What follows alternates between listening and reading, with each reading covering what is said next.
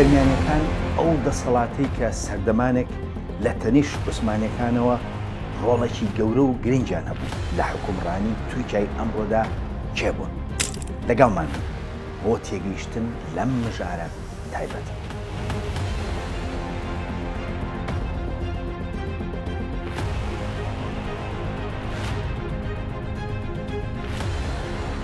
لە سەدەی سیازدەدا بەیلکێک یاخود بەگنشینێک لە وڵاتی تورکیای ئەمڕۆدا دروست بوو بە ناوی بەگنشینی گەرمیانی. ناسنامەی نەتەوەی ئەم بەگنشینە گەرمیانی بووە بە ماوەی مشتومڕ لە ناو توێژەرانی دەرەوەی تورکیاشدا. ئەمڕۆ ئێمە لەم بەرنامەیەدا هەوڵ دەدەین بزانین گەرمیانەکان کێ بوون و چۆن دروست بوون و ڕۆڵیان چی بووە لە حکومڕانی تورکیادا.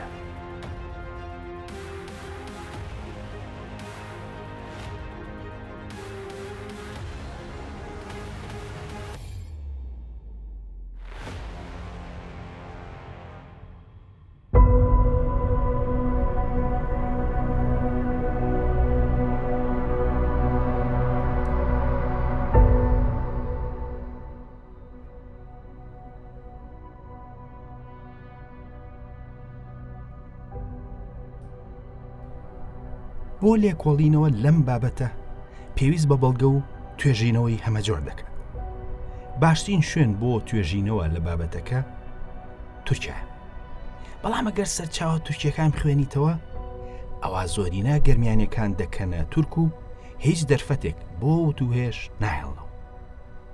ئێمەش ئامانجمان ئەوە نییە بەبێ بەڵگە بیانکەینە کورد، بەڵکو دەمانەوێت بزانین ئایا ئەوان کێبوون و ناسنامەی نەتەوەییان چی بووە و چ پەیوەندیەکیان بە گەرمیانەوە هەیە.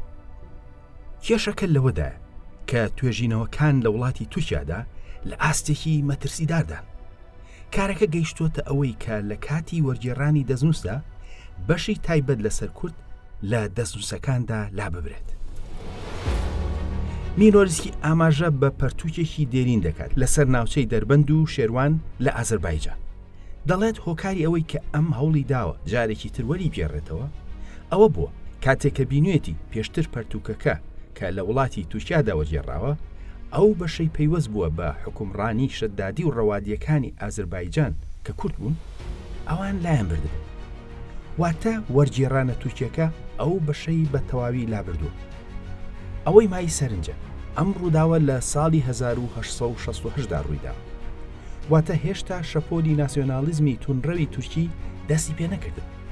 ڕاستە ناسیۆنالیزم لە تورکیادا ئەو کات دەستی پێکردبوو، بەڵام هێشتا نەگەیشتووە ئاستێکی تون. کەواتە دواتر کە ناسیۆنالیزمی تورکی لە سەدەی 20دا تونتر بوو، بە دڵنیایی کاری زۆر خراپتریش کراوە بێ ئەوەی کە کەس پێی بزانێت. واتە لەوانە بوو گەر مینۆریسکی پێی نەزانی بە هەتاوەکو ئەمڕۆ ئەم بابەتەی پەیوەست بە ئازەربایجان وەک خۆی مایەتەوە. ئەم ڕووداوانە دەمان خەنە گومانەوە بەرامبەر بە زۆر شت. بۆ نمونە تاقە پەرتووک کە هەتاوەکو ئەمڕۆ لە مێژوودا ناسرابێت لەسەر مێژووی ئازەربایجان میرێکی کوردی ڕەوادی نووسیەتی لە سەردەمی ئیسلامدا نزیکی 1100 ساڵ لەمەوبەر. ئەوان حکمی ئازەربایجانیان کردووە و لە سەرچاوەکاندا بە ساحیبە ئازەربایجان واتە خاوەنی ئازەربایجان ناویان هاتووە و مێژووەکەشیان نووسیوە. ئەگەر زۆر هەیە ئەم بەڵگەنامەیە لەلایەن تورکە ئازەریەکانەوە لەناوبرابێت، لەبەرەوەی کە ئەوان ئەگەر ئامادە بن بەشی دەستنووس لا بەرن لەسەر شەدادی و ڕەواندیەکان، ئەی چۆن پەرتووکی ڕەوادیە کوردەکان خۆیان لەسەر مێژووی ئازەربایجان لانابن.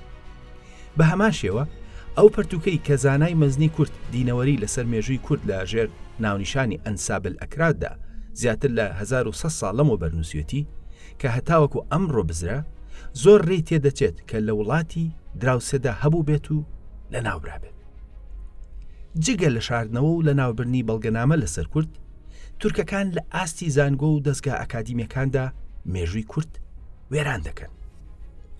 وەک ڕوون بووە توێژینەوە لەسەر هەر بابەتێک کە پەیوەندی بە کوردەوە هەبێت و لە وڵاتی تورکیادا بێ ئاسان نییە. ئەوەش لەبەرەوەی بەڵگەنامەی ڕوونمان هەیە کە لە وڵاتەدا بەڵگەنامە شاراوەتەوە و بە دڵنیاییش بەڵگەنامە فەوتێنراوە. خۆشبەختانە ئەمڕۆ لە جیهاندا خەڵکانێکن کە بە دوای لێکۆڵینەوەی زانستیەوەن و لە هەوڵی ساکردنەوەی ناسنامە و مێژووی گەرمیانیەکاندان. بەڵام ئێمە پێشەوەی بچینە سەرە و بابەتە دەبێت سەرەتا بە ئامانجی تێگەیشتنێکی قوڵتری گەرمیانیەکان بزانین تورکەکان چۆن هاتوونەتە سەر و خاکەی کە ئەمڕۆ بە تورکیا ناسراوە. ئەگەر سەیری ئەم نەخشەی ئیبن ئەلوەردی بکەین کە نزیکی 700 ساڵ لەمەوە بەرکێشراوە، ئەوە بەشێک لە چیرۆکی تورکەکان دەکەوێتە ڕوو. وەک دەبینرێت خاکی تورک بە پێی نەخشەکە لای چینەوە بووە. کەچی 300 ساڵ پێش ئەوە نەخشەکەی کەژغەری دەبینین کە خۆی بە بنەچە تورک بووە. لە نەخشەی ئەم پیاوە تورکەدا کە لە ساڵی 1076دا کێشاوە، کورد هەر لە هەمان شوێنی خۆیدایە. واتە تورک لە بنەچەدا لە ناوچەیەکی دوورە دەستی ئاسیا دەژیان نزیک لە مەنگۆلیا و چین و ئەو وڵاتانە. هەر لەبەر ئەوەشە ڕوخساری تورکی ڕەسەن ڕوخسارێکی ئاسیاییە نەک ڕۆژهەڵاتی. یەکێک لەو کەسانی کە ئاماژە بەوە دەکات گەڕۆکێکی ئیسپانیە کە لە ساڵی 1973دا لە ئیسپانیاوە دەگاتە ڕۆژهەڵاتی ناوەڕاست و ماوەیەکیش لە بەغدا دەمێنێتەوە. ئەو کاتە وێنە نەبووە و بۆ ئەو یەکەم جار بووە کە تورک و خەڵکی ئاسیایی ببینێت. لە ئاماژە بە تورک دەڵێت ئەوان لوتیان نییە، بەڵکو لە دوو کونی بچووکەوە هەناسە دەدەن و هەموو جۆرە گۆشتێک دەخۆن، جا ئاژەڵی پاک بێت یان پیس. واتە تا 800 ساڵ لەمەوە بەریش ئەوان هێشتا تێکەڵی خەڵکی ناوچەکە نەبوون و هێشتا ڕوخساریان ئاسیایی بووە، هەروەک تۆ دێلا وەسفی ڕوخساریان دەکات. هەروەها لە سەرچاوە ئیسلامیەکاندا ئاماژە بە تورک و فەرهەنگیان کراوە. نزیکی 800 ساڵ لەمەوە بەر کاتێکە یاقوتی حەمەوی ئاماژە بە وڵاتی تورک دەکات، شتی سەیرتریان لەسەر دەڵێت. ئەو کاتە هێشتا مەغۆڵ نەگەیشتونەتە ناوچەکە، بەڵام خیاڵە تورکیەکان گەیشتون. یاقوتی حەمەوی دەڵێن پێغەمبەری ئیسلام دەڵێت ئەگەر تورک وازی لێهێنان وازیان لێ بهێنن. یاقوت کۆمەڵێک زانیاری زۆر لە سەریان دەدا سەبارەت بە کێوی بوونیان و کە چۆن کوور لە تەمەنێکی زۆر بچووکەوە ڕمێکی دەدەنێ و دەڵێن ڕۆژیان بۆ خۆت دابین بکە. چەندین چیرۆک و بابەتی سەیریان لەسەر دەڵێت. پوختەی قسەی یاقوتی حەمەوی ئەوێ کە ئەوان ڕەوەند و کێوی بوون و هیچ پیشەیەکیان نەبووە جگە لە شەڕ.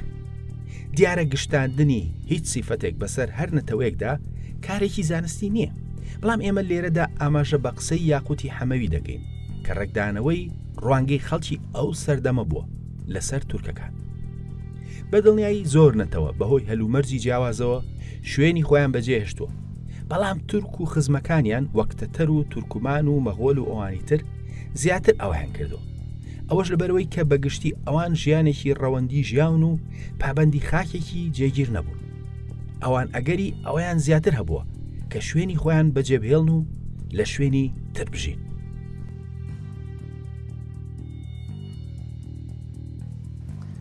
وەگڕون بووە تا سەردەمانێکی درەنگ تورکەکان نەهاتوونە ڕۆژهەڵاتی ناوەڕاست. بەڵام بیرمان نەچێ ئەوان خەڵکانێکی کۆچەر بوون و ئەو ژینگە دژوارەی کە تێیدا بوون وای کردبوو کە خەڵکانێکی شەڕکەر بن و تا ڕادێکیش بێڕەحم بن. ئەوان خەڵکی هونەر و زانست و خوێندن نەبوون. ئەمە وای کردبوو کە چەندین دەوڵەت لە سەردەمی دێرینەوە سوود لە توانە سەربازیەکانی ئەوان ببینێت.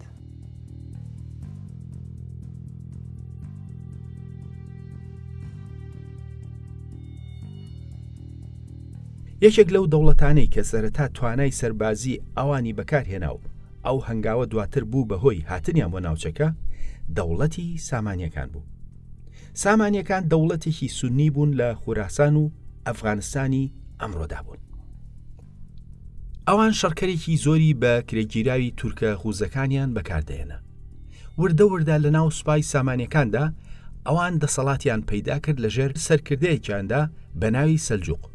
دواتر کە دەوڵەتی سامانیەکان ڕووی لە لاوازی بوو، سەلجوقیەکان کە خۆیان تورکی غوز بوون، خۆیان بوون بە دەسەڵات و حکومڕان لەو ناوچانەدا و لەو لاشەوە غەزنەویەکانیش کە تورک بوون بە هەمان شێوە بوون بە هێزێکی گەورە.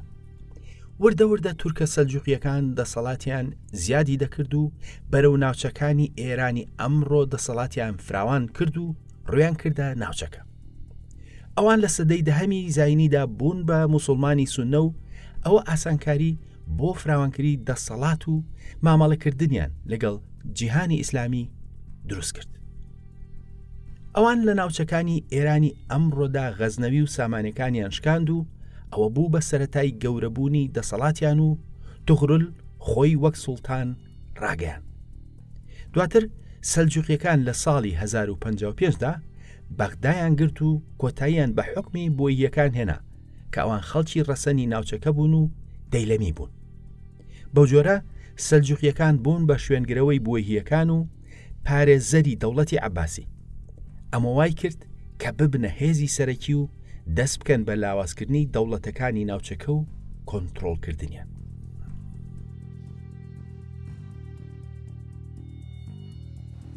وەک ئاماژەمان پێکرد تورکەکان لە ژیان و ژینگەیەکی سەختەوە هاتبوون. ئەوە وای لێکردبوون کە جەنگاوەری بەتوانا بوون و دەتوانین بڵین تا ڕادێک باشترین شەڕکەری ناوچەکە بوون. ئەمە وای کردبوو هەندێک لە دەوڵەتە کوردیەکانیش هەوڵ بدەن سوود لە توانای سەربازی ئەوان ببینن. بەڵام هەر لە سەرەتاوە تورکەکان لەگەڵ فراوانکردنی دەسەڵاتیاندا بەر نەتەوەی کوردکەوتن کە ئەو کات دەسەڵاتێکی گرنگی ناوچەکە بوو لەژێر سای چەند دەوڵەتێکی کوردیدا لە سروونی رووسیا و هەتاوەکو کەندا و دەریای سپی ناوەڕاست حکومڕانیانە کرد.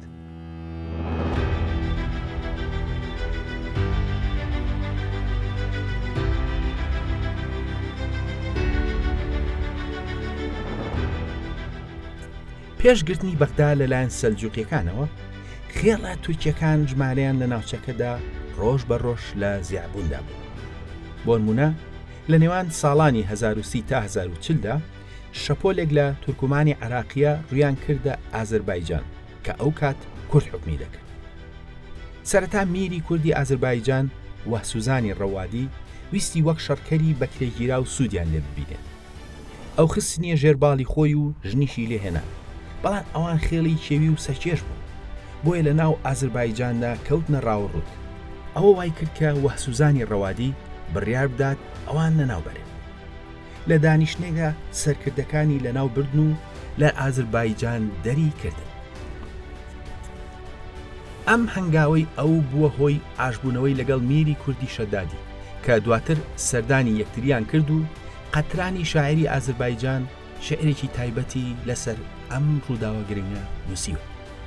دیارە ڕەوەندی و شەدادیە کوردەکان وردە وردە هەستیان بە مەترسی تورکان کرده بوو لە ناوچەکە، بۆیە لە ئازەربایجان دەریان کردن.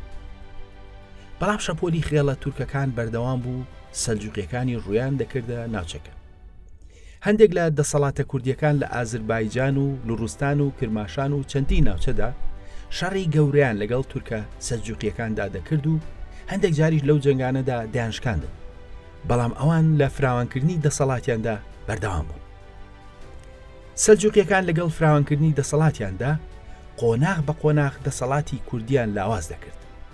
سەرەتا دەبوو لە مزگەوتەکاندا بە ناوی ئەوانەوە تار بخوێنرێتەوە و باجیان لەسەر دادەنان و باجەکەشیان لەگەڵ تێبەڕبوونی کاتدا زیاد دەکرد. بەو جۆرە دەوڵەتەکانی وەک هەیاری، ئەنازی، هەزەبانی، شەدادی، ڕەوادی و چەندین دەوڵەتی کوردی کەوتنە هەمان هەلومەرجەوە. بەو جۆرە دەوڵەتی سەلجوقی بوو بە دەوڵەتی سەرەکی ناوچەکە و ئەمە بوو بەهۆی فشار لەسەر دەوڵەتە کوردیەکە. لەو سەردەمەدا کورد چەند دەوڵەتێکی هەبوو، بەڵام فارسەکان دەوڵەتێکی ڕوونی فارسیان نەبوو. لەبەرەوە لە کاتی فراوانکردنی دەسەڵاتیاندا سەلجوقیەکان بە شێوەی جیاواز بەر دەوڵەتە کوردیەکان دەکەوتن و ئەم پرۆسەیە بە شەڕ و بەڕێکەوتن قۆناغ بە قۆناغ زۆر جار لە بەرژەوەندی سەلجوقیەکاندا کۆتایی داهات. پرۆسەی فراوانکردنی دەسەڵاتیان هەمووی شەڕ نەبوو، بەڵکو ڕێکەوتنیش لە بەرژەوەندی هەردوو لا دەکرا. بۆ نمونە لە کاتی فراوانکردنی دەسەڵاتیان بەرەو باکووری کوردستان بەر دەوڵەتی مەروانی یاخود دۆستەکی دەکەوت. ئەم دەوڵەتە پەیوەندیەکی بەهێزی لەگەڵیاندا بۆ مانەوە ڕاگرتە بوو. مەروانیەکان لە ڕێگای دیاری گرانبەها و دیبلۆماسیەت دەیانویست هاوسەنگیەک لەگەڵیان ڕابگرت.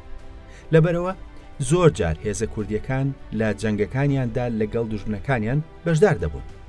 هەندێک جار ئەوە بەشێک بوو لە ڕێکەوتنی سەلجوقی و دەوڵەتە کوردیەکان. بەو جۆرە دەوڵەتەکانی هەیاری، هەزەبانی، شەدادی، مەروانی، ڕەوادی و چەندین دەوڵەتی تر بوون بە بەشێک لە ئیمپراتۆریەتی سلجوقی ڕۆژ بە ڕۆژ سەلجوقیەکان دەسەڵاتیان بەو جۆرە ڕووی لە هەڵکشان بوو. لە ساڵی 1970دا لە جەنگێکی گەورەی مێژووییدا سەلجوقیەکان سوپای بێزەنتیان شکان. ئەو شەڕە بووە هۆی سەرەتای چوونی سەلجوقیەکان بۆ تورکیای ئەمڕۆ. هەرچەندە مەروانیە کوردەکان بەشدار بوون، بەڵام پاش چەند ساڵێک لەو جەنگە سەلجوقیەکان کۆتاییان بە حکمی مەروانیەکان لە باکووری کوردستان هێنا کە یەکێک لە دەوڵەتە هەرە گرنگەکانی کورد بوو. گرنگی ئەو دەوڵەتە کوردیە لەلایەنی ئاوەدانی و دەسەڵات و گەشە سەندندا ئاماژەی پێکراوە. سەلجوقیەکان دەسەڵاتیان ڕووی لە هەڵکشان بوو، بەڵام بێکێشەش نەبوو. زۆر جار ململانی ناوخۆی نێوان خۆیان دەبووە خۆی هەڵگیرسانی شەڕی گەورە. سەرڕایەوە سەلجوقیەکان لەسەر خاچی ڕۆم دەسەڵاتیان بەهێزتر دەبوو و دواتر ناوەندێکی دەسەڵاتی بەهێزیان دروست کرد بە ناوی سەڵتەنەتی ڕۆمەوە. ئەو کاتێک کە دەوڵەتی سەلاحەدین دروست بوو، بەشێکی گەورەی خاچی کوردستانیان لە ئەتابەگە تورکەکان وەرگرتەوە. سەلجوقیەکان سەڵتەنەتێکی بەهێزیان لەسەر خاکی ڕۆم و تورکیای ئەمڕۆدا دروست کرد بوو. ئالەو سەردەمەدا دەوڵەتی کوردی ئەیوبی لە میسرەوە دامەزرا. دواتر ئەم دەوڵەتە کوردیە لە ساڵی 1970ەوە دەستی کرد بە فراوانکردنی دەسەڵاتی و بەشێکی زۆری بۆ ناوچەکانی ژێر دەسەڵاتی سەلجوقیەکان بوو کە ئەو کات بە ناوی ئەتابەگەوە حکمیان دەکرد. سەلاحەدین لە ماوەیەکی کەمدا سووریا بەگشتی، ئەمجا سەنجار و حەران و چەندین شوێنی تری کوردی لەوان وەرگرتەوە. دواتر موسڵ و هەولێریان کردە وابەستەی خۆیان. بەو جۆرە ئەیوبیەکان توانیان دەسەڵاتی سەلجوقی و پاژماوەکانیان لە باشووری کوردستان و بەشێکی باکووردا لاواز بکەن و لە هەندێکیاندا بە تەواوی نەیهێڵن. سەلاحەدین بە شێوەیەک بەهێز بوو ئەبوفیدا لە زمانی ئیبن ئەسیرەوە دەگێڕێتەوە و دەڵێت کاتێک سوڵتان سەلاحەدین سوار بوو بۆ ماڵئاوایی لە موعیزەدین قەیسەرشای سلجوقی، موعیزەدین بۆی دابەزی. سوڵتان سەلاحەدینیش لە سواری دابەزی. کاتێک سوڵتان سەلاحەدین ویستی سواری ئەسپەکەی بێت، قەیسەرشا هاوکاری دەکرد لە سواریدا و عەلادینی کوڕی عیزەدین مەسعود خاوەنی مووسڵ لەگەڵ سوڵتان بوو. پاشان ئەو واتە عەلادین جلەکانی سوڵتان سەلاحەدینی ڕێکردەوە. هەندێک لە ئامادەبووان لە دڵی خۆیاندا دەیانگوت: ئەی کوڕی ئەیوب، ئیتر چی ماوە بیخوازی؟ پاشاکی سلجوقی سواری ئەسپت دەکات و کوڕی ئەتابەک زەنگی جلەکانت ڕاز دەکاتەوە. ئەمە ئاسی گەورەبوونی دەسەڵاتی سەلاحەدین و کاریگەری لە ناوچەکەدا دەخاتەڕ. بەڵام سەلجوقیەکان لە ئەنەدۆڵدا دەسەڵاتیان ڕووی لە بەهێزی دەکرد، هەتاوەکو هاتنی مەکۆلەکان کە سەلجوقیەکانیان شکاند و لە ئەنجامدا سەڵتەنەتی ڕۆمی سەلجوقی بوو بە دەوڵەتێکی ژێردەستەی مەغۆلەکان و بەگشتی لە سەدەی 13ەوە بۆشایی دەسەڵات لەو ناوچانەدا دروست بوو.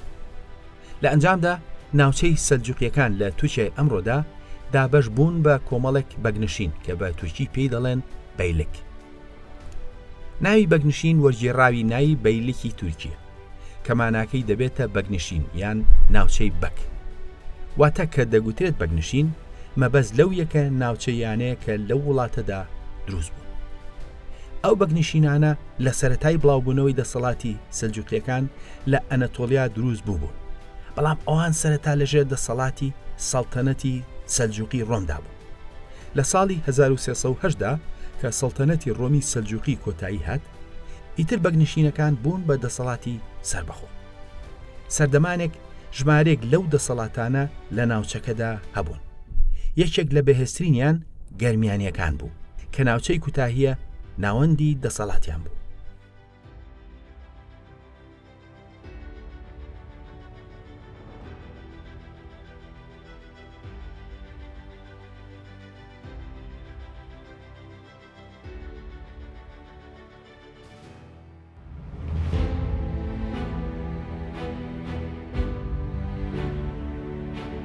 هیچ گومان لەوەدا نییە کە گەرمیان ناوێکی کوردیە، بەڵام ئەم دەسەڵاتە لەو پەڕی تورکیادا حکومڕانوە. پرسیارەکە ئەوەیە ئایا ئەوان لە گەرمیانی باشوورۆ چوونەتەوێ بۆ حکومڕانی و چەندین پرسیاری تریش دێتە ئارەوە کە پێویستیان بە وەڵامدانەوە هەیە. پێشەوەی وەڵامی و پرسیاران بدەینەوە، پێویستمان بەوەیە کە تێبگەین ناوی گەرمیان خۆی لە چی هاتووە.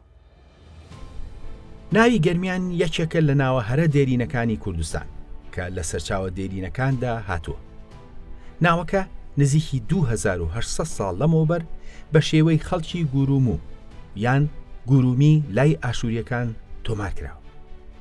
دوای ئەوان لە دەقە کریسیانەکاندا نزیکی 2000 ساڵە ناوی ناوچەکە هاتووە بە شێوەی بێت گەرمای کە شێوە ئارامی وەرگێڕانی ناوی گەرمیانی کوردیە. ئەوەش لەبەرەوەی کە وشەی گەرم کوردیە و یان پاشکرێکی مادی کوردیە و لە شوێنە میتانیەکانیشدا دەردەکەوێت. ئارامیەکان تەنها بەشی گەرمی ناوی گەرمیانیان بە نیوەی وەرگێڕاوە و یان کراوە بە بێت و لە ئەنجامتا لای ئەوان بووە بە بێت گەرمای. ئەوەش لەبەرەوەی کە وشەی یان یاخودیانەی کوردی و میدی و میتانی کراوەتە بێتی ئاشووری و ئارامی. ئەوەی کە ئەو ڕاستیە دووپات دەکاتەوە زیاتر لە 1800 ساڵ لەمەوبەر لەلایەن جوگرافی ناسی ڕۆمی پتۆڵمیەوە بێشێوەی گەرەمایی تۆمار کراوە. دواتر کە ئەشکانیەکان هاتوونەتە ناوچەکە لە بری پاشگیری یانی کوردی میدی و هوری ئەوان پاشگیری گان یاخودکانی پەهلەویان خستۆتە سەر ناوەکە و بووە بە گەرمەکان یاخود گەرمەگان و عەرەبیش کە لە سەردەمی ئیسلامدا دوای هەمویان هاتۆتە ناوچەکە ناوە ئارامی بێتگەرمایی کورد کردوتەوە و کردویانەتە باجەرمی و هەروەها گەرمەکانی پەهلەویان کردوتە جەرمەقان و بە خەڵکەکەشیان گوتووە جەرمەقانی. بەو جۆرە ناوەکە لە بنەچەدا گەرمیان بوو کە تۆماری زیاتر لە 2800 ساڵ لەمەوبەری هەیە. هەمە جۆری سەرچاوەکان وای کردووە کە لەلایەن نەتەوەکانی ترەوە هەمان ناوی گەرمیان بە شێوەکانی گوروم و گورومی، گەرمایی، بێتگەرمایی و گەرمەکان و گەرمیکان و باجەرمی و جەرمەقانیش تۆمار بکرێت. بەو جۆرە وەگڕون بووە ناوی گەرمیان ناوێکی دێرینی کوردیە و لە سەرەتای شارستانێتەوە ئاماژەی پێکراوە. سەرچاوە ئیسلامیەکانیش ئاماژەیان بە گەرمیان کردو و هەندێک جار بەستویانێتەوە بە چیرۆک و ئەفسانەی دێرینی ناوچەکەەوە. ئەوەش بۆ ئەوە دەگەڕێتەوە کە گەرمیان ناوچەیەکی فەرهەنگی گرنگی سەرخاشی کوردستان بوو. ئێستاکە کاتی ئەوە هاتووە بزانین بەگنشینی گەرمیانەکان چێ بوون و چۆن دروست بوون.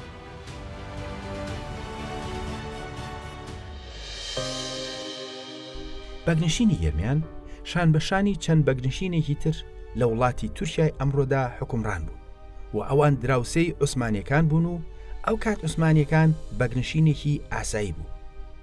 بە هەمویان ئەوان وڵاتی تورکیایان حکوم دەکرد هەروەک لەم نەخشەیەدا دیارە. یەکەم کەس کە بابەتی کوردبوونی گەرمیانیەکانی لە سەردەمی نوێدا هێنایان ئاراوە مێژوونووسێکی فەرەنسی بوو بە ناوی کلۆد کاهین. ئەم توێژەرە لە ساڵی پەنجاکاندا ئەگەری ئەوەی خستە ڕوو کە گەرمیانەکان تێکەڵێک لە کورد و تورکمان بوو بێتن. بەڵام هەرزوو وەک شتێکی چاوەڕوان کرا و توێژەرە تورکەکان بە توندی دژی وەستان و تورکەکان قوبڵی ئەو بۆچوونیان نەکرد. خۆشبەختانە سەرچاوی دێرین لەسەر بابەتەکە هەیە کە پێشتر پشتگوێ خراون. لە سەدەی 13دا مێژوونووسی ئەنەتۆلیا ئیبن بیبی ئاماژە بەو بابەتە دەکات. ئەو باسی سەردەمی لاوی خۆی دەکات کە کاتێک سەرکردەی سوپایی عەلیشێری کوڕی موسەفەرەدین لە ناوچەی مەڵاتیا بۆ سەلجوقیەکان کاری کردو. ئەو دەڵێت عەلیشێر بە سەرکردایەتی سوپایەکی کورد و گەرمیانی بوو کە لەژێر سایی سەلجوقیەکاندا ئازایانە شەڕی کردو. ئەو ئاماژە بەوە دەکات کە چۆن هێزەکەی عەلیشێر و گەرمیانەکان بەشدار بوون لە دامرکانی هەڵگەڕانەوەی ئاینی باباییەکان کە پێک هاتبوون لە کورد و تورکمان بە سەرکردایەتی بابا ئیسحاق لە دژی دەسەڵاتی سەلجوقی. واتە جەنگەکە جەنگێکی نەتەوەی نەبوو لەبەرەوەی کە لە هەردوو لا کورد و تورکی تێدا بەشدار بوو. دواتر گەرمیانەکان لە دوای ساڵی 1260ەوە لە ناوچەی کوتاهیە ئاماژیان پێدەکرێت کە زۆر دوور بووە لە شوێنی کۆنی خۆیان لای مەڵاتیە و مەڕەشی باکووری کوردستانە. بەڵام دواتر ئەوان لە سەرەتای ساڵەکانی 1300دا ناوچەیەکی بەرچاویان لە ئەنەتۆلیا حکم کردووە و ئەم ناوچەیە دەکەوێتە ئەو پەڕی تورکیای ئەمڕۆ. واتە سەرەتا گەرمیانەکان لە نزیک مەڵاتەی کوردستان ناویان هاتووە. بەڵام دواتر ناوی گەرمیان بۆ ئەو بەگنشینە دەنراوە کە ناوەندی دەسەڵاتیان کوتایی ڕۆژئاوای تورکیا بووە کە زۆر دوور کەوتبوونەوە. ئەوان لە کۆتایی سەدەی 13هەمدا دەسەڵاتیان ڕووی لە بەهێزی دەکرد و لە سەدەی 14هەمدا بوون بە هێزی سەرەکی ئەو ناوچانە. هەندێک سەرچاوە بەڕوونی دەڵێن کە لە سەدەی 14هەمدا گەرمیانەکان لە عوسمانیەکان بەهێزتر و مەترسیدارتر بوون. ئەوان لە کوتاهیەی ناوەندی دەسەڵاتیان بوژانەوەیکی بیناسازیان دەست پێ کردبوو. گەشتە سەندی دەسەڵاتیان بە جۆری دراوەکەیانەوە دیار بوو. دراوی ئەوان یەکێک لە نایابترین دراوی بەگنشینەکان بوو لەو سەردەمەدا. بە تایبەتی لە سەردەمی حکومڕانی سلێمانشا گەرمیانەکان لە زۆر لایەنەوە گەیشتنە ترۆپکی دەسەڵاتیان. هەندێک سەرچاوە دەڵێن یاقوبی یەکەم بۆ ماوەیەک ئەنقەرەی گرتووە و ناوچەکانی وەک کولە، سیماف، دیزیل و بەشێک لە فریجیا و چەندین ناوچەیتر لەژێر دەستی گەرمیانەکاندا بوو و ئەوان باجیان لە دەسەڵاتی فلادلفیای ڕۆم و بێزەنتیژ وەرگرتووە. بەو جۆرە بۆ چەندین ساڵ بوونە هێزێکی گرنگی ناوچەکە. ئەوان دراوسەی عوسمانیەکان بوون و پەیوەندی و کێبڕکێش لە نێوانیاندا هەبوو. بۆ هێشتنەوەی پەیوەندی سلێمانشا کچەکەی خۆیدا بە سوڵتان بایەزیدی عوسمانی. ئەم پەیوەندیە بەهێزە لەگەڵ عوسمانیەکاندا هێڵرایەوە، بەڵام ئەمان دەسەڵاتیان بە بەراورد بە عوسمانیەکان لەگەڵ تێپەڕبوونی کاتدا ڕووی لە کزی دەکرد. ئەمە وای کرد کە ڕۆژ بە ڕۆژ بەشێک لە دەسەڵاتیان لە دەست بدەن بۆ عوسمانیەکان. ئەم پەیوەندیە بەردەوام بوو، بەڵام دواتر یاقوبی دووهەم لە ساڵی 1429دا ناوچەی دەسەڵاتی گەرمیانەکانی کرد بە بەشێک لە دەوڵەتی عوسمانی. گەشت سەندنی دەسەڵاتیان لە ڕووی فەرهەنگیشەوە دەکەوتڕ. لە ژێرباڵی ئەواندا ڕێچکە سۆفیگەریەکان بە شێوەیەکی بەرچاو لە برەودا بوون. ئەوان چەندین خوێندنگە و مزگەوتیان دروست کردبوو. وەک ئاماژەی پێکرا سەردەمانە گەرمیانەکان لە عوسمانیەکان بەهێزتر بوو. ئەوەی کە وای کرد ئەوان نەتوانن وەک عوسمانیەکان بەهێز بن، ئەوە بوو کە عوسمانیەکان سنوونیار لەگەڵ ڕۆم بوو کە بەردەوام هێرشیان دەکردە سەریان و ناوچەکەیان فراوان دەکرد. بەڵام سنووری گەرمیانەکان بە بەگنیشینە تورکیەکانەوە بوو کە هەمیشە ململانێ لە تەچیاندا گەرمیانەکانی لاواز کردبوو. ئەمە جگە لەوەی کە ناوچەی عوسمانیەکان لەسەر هێڵی بازرگانی بوو. ئەوەی گەرمیانەکان بەو شێوەیە نەبوو. هەروەها لە کاتێکدا کە عوسمانیەکان دەسەڵاتێکی ناوەندی و سوپایەکی بەهێزیان دروست کردبوو، دەسەڵاتی گەرمیانەکان ناوەندی نەبوو، ئەوە لاوازتری کردبوون.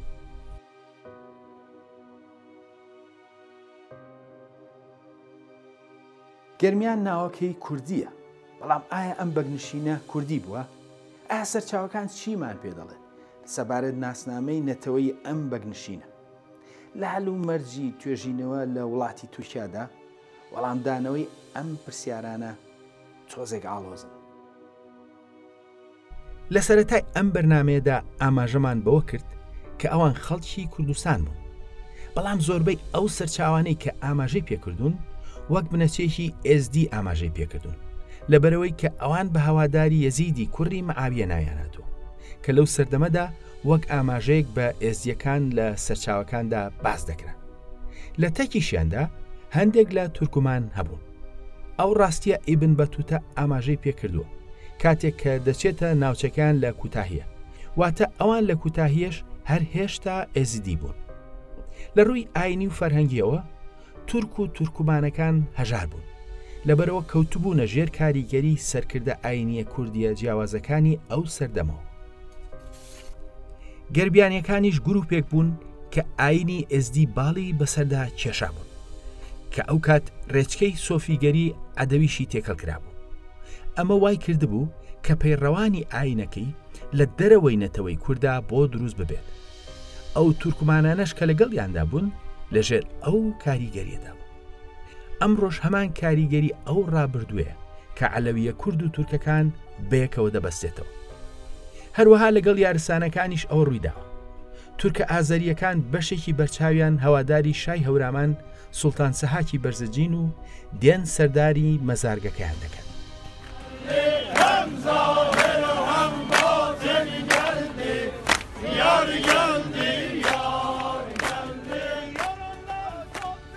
جا هەرچەندە هەندێک توێژە لە ڕابردوودا ئاماژیان بەوە کردووە کە گەرمیانیەکان لە گەرمیانی باشوورۆ چوو بن بۆ ئەوەش لەبەرەوەی کە گەرمیان لە باشووردا ناوچەیەکی ناسرااو بۆ لە مێژوودا، بەڵام پێدەجێت گەرمیانێکی ترمان هەبێت و ئەو گەرمیانە نەبێت. نەتەوەی کورد لە سەرەتای مێژووە کۆمەڵگە و ناوچەکانی کردووە بە دوو بەشی سەرەکیەوە. وەک کۆمەڵگە دوو بەشەکە بریتی بوون لە ڕەوەند و نیشتەجێ. لە هەمان کاردا ناوچەکانیش لەسەر بناغی ڕەوەندی پۆلێن کراوە. لە کاتێکدا کە هەندێک ناوچە پێی دەڵێن گەرمیان یان گەرمەسێر و ئەوی تریان کوێستان. لە هەندێک ناوچەی تر گەرمیان بەرامبەر زۆزانە، واتە زۆزان و کوێستان هەماشتن. لە کاتێکدا کە لە باشووردا ناوچەیەکی تایبەت پێی دەڵێن گەرمیان، بەڵام ناوچە سارد و چیایەکانیش بە کوێستان ئاماژەی پێدەکرێت. لە ناو کرمانجەکاندا لە بری کوێستان دەگوترێت زۆزان. لە ڕاستیدا ناوچەیەک لە باکووری کوردستان لە نێوان مەڕەش و مەڵاتیە بە گەرمیان ناوهاتووە. دیارە ئەو ناوچەیەش لە باکوور هاوشێوەی گەرمیانی باشوور هەمان ڕۆڵی هەبووە، بۆیە ئەو ناوەی پێدەگوترێت. گەرمیانەکان ناوەکەیان لەوەوە وەرگرتووە لەبەرەوەی کە خەڵکی ئەوێ بوون. جگە لەوە گەرمیانەکەی باکووریش ناوێکی دێرینە و چەندین سەرچاوە ئەو ڕاستیە دووپات دەکەنەوە. بۆ نمونە گریگۆری ئەبولفەرەجی بنەچەکریسیان کە خەڵکی باکووری کوردستانە و لە ساڵی 1256دا لەدایک بووە، لە پەرتووکەکەیدا چەند جارێک ئاماژە بە گەرمیان دەکات و دەڵێت مەمەزلەی مەڕەشە. بەڵام هەندێک سەرچاوی تر ئاماژە بە مەڵاتیا دەکەن. هەروەها یەکەم خەڵک کە بەسراونەتەوە بە گەرمیانەکانەوە عەلیشێر و کوڕەکانیەتی. سەرەتا لە نزیکی مەڵاتیەوە ئاماژەیان پێکراوە، بەڵام دواتر لەو پەڕی ڕۆژئاوای تورکیا ئەوە کراوە. واتە سەرچاوە لەسەر دروستبوونی ناوی گەرمیانەکان و تا هاتنیان بۆ شوێنە نوێکە هەیە. جگە لەوە لە سەدەی چوارەمی زاینیدا حەزرەتی ئیفریمی کریسیان کە پەرتووکێکی لەسەر بەردەیسانی خەڵکی نزیکی ئوروفە نووسیوە و هێرشی دەکاتە سەر دەڵێت لێکدانەوەی بۆ دەکردن و شتی لە زاراوەی بێتگەرمای و لە زاراوەی ڕووها ئورفا هێنا. بێتگەرمای لەم دەقەدا ڕێک وەرگێڕاوی ناوی گەرمیانە و لەگەڵ شاری ڕۆها یان ئورفە باسکراوە کە دووپاتی دەکاتەوە کە گەرمیانەکە لە باکووری کوردستانە و گەرمیانەکەی باشوور نییە. ڕاستیەکەی گەرمیانی باکووریش هاوشێوەی گەرمیانی باشوور ئاماژەیە بە ناوچەیەکی فراوان و مەرج نییە یەک شار لە خۆی بگرێت. هەرچۆن گەرمیانی باشووریش دانانی سنوورێک بۆ ناوچەکانی هەندێک جار ئاسان نییە و جێی مشتومڕە، لەبێش بە هەمان شێوەیە. کەواتە دوو گەرمیان هەیە، یەکێک لە باشوور و ئەوەی تریان لە باکوور و ئەم بەگنشینە ئەوەی باکوورە. جگە لە هەموو ئەوانە نوێترین توێژینەوەی جیهانی کە لە ساڵی 2024دا لە زانکۆی سەواسی بەریتانی دەکراوە هەموو ئەم ڕاستیانەی دووپات کردوتەوە. لەو توێژینەوەدا ئاماژە بە کوردبوونی بەگنشینی گەرمیان و هەموو ئەو کێشانە دەکرێت سەبارەت بە توێژینەوە لەم بابەتە.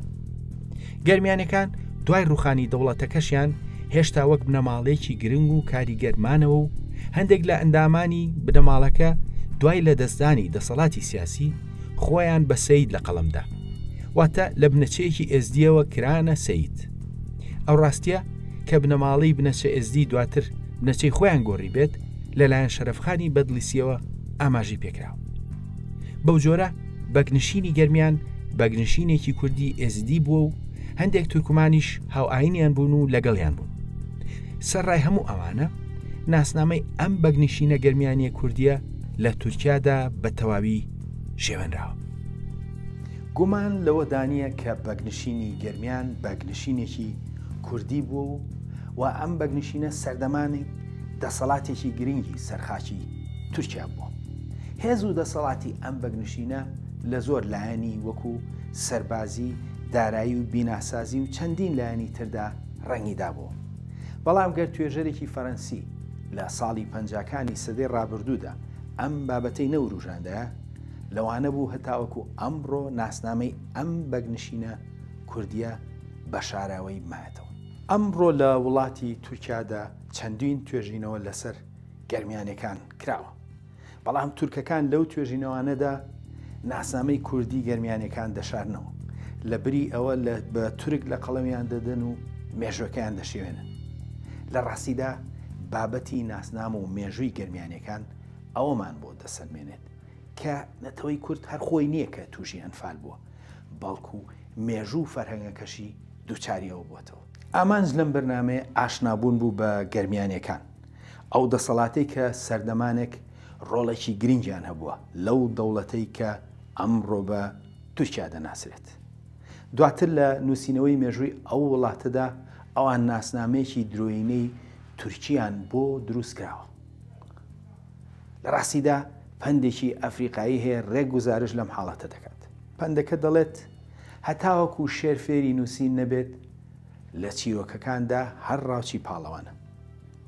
ئێمەش بە هەمان شێوە هەتاوەکو چیرۆکی مێژووی خۆمان نەینووسین ئەوە ئێمە لەو مێژووەدا بزر دەبین و خەڵکانێکی درۆینە دەکرێنە پاڵەوان.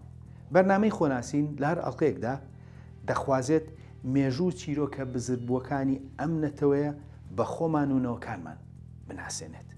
نەتەوەیەک کە مێژوو چیرۆکەکانی هێندەی دەریایەک فراوانە. تا بەرنامەی تر خواتان لەگەڵ.